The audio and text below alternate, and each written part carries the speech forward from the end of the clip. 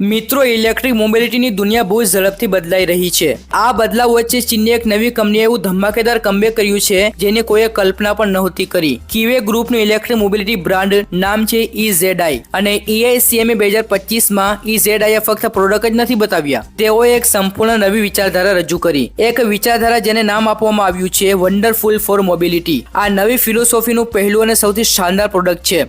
EZI EM05 એક premium electric micro car છે જે નાની છે, સ્માર્ટ છે અને કનેક્ટેડ છે। EZI ની શરૂઆત 2023માં થઈ હતી, પરંતુ EICMA 2025માં એની એન્ટ્રી બરાબર મેઇન પ્લેયર જેવી રહી, કારણ કે બ્રાન્ડે તેના લોન્ચ સાથે જ એક મોટું પગલું ભરી લીધું।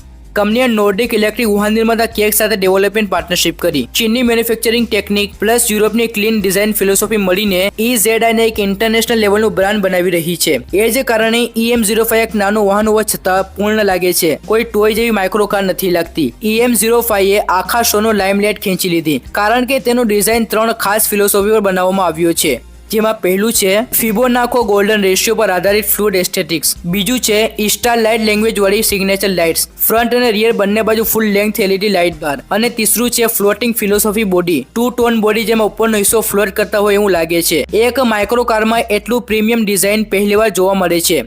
EM05 ની લંબાઈ ફક્ત 2.8 મીટર છે, પણ એની હાજરી કોઈ પણ મોટી ઇલેક્ટ્રિક કાર જેવી લાગે છે। આ કારમાં હોર ગ્લાસ સિગ્નેચર DRLs જે તેને દૂરથી જ ઓળખી શકાય એવી બનાવે છે।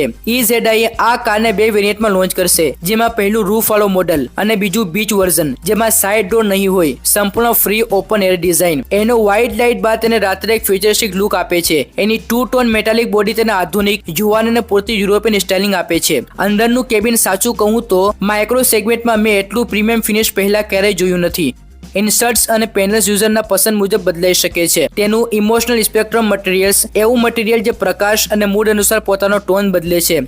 આ કારમાં full digital cockpit, digital driver display, મોટો touch screen tablet, custom UI, floating style dash design, અને આ કારની સૌથી યુનિક વસ્તુ છે જેસ્ચર કંટ્રોલ રિંગ, એક સ્માર્ટ રિંગ જેને પહેરતા જ કાર પોતે અનલોક થઈ જાય છે અને તમે હાવભાવથી આખી સ્ક્રીન કંટ્રોલ કરી શકો છો। આંગળી ફેરવવાથી વોલ્યુમ વધારે અને ઘટાડો કરી શકો છો, પિંચ જેસ્ચરથી મીડિયા પોઝ, હાથ ફેરવીને મેન્યુ નેવિગેશન, સ્ક્રીનને સ્પર્શ કર્યા વગર બધી જ વસ્તુ કંટ્રોલ કરી શકાય છે।